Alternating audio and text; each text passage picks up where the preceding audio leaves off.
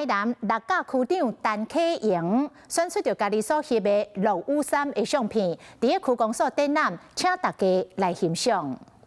无同时期的落雨相展现无同的自然美景，这拢是六甲区长陈启盈的作品。连面就是六甲的落雨相柜，区长就摕家己的作品来办展览，行销六甲区。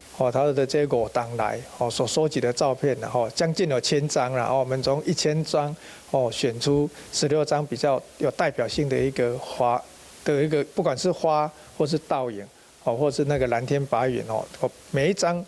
它都是最独特的啦。作品内底气候甲时间拢真多元，区长嘛特别分享伊认为上好的翕相时机。太阳刚出来云彩的一个变化，相当的一个美啦。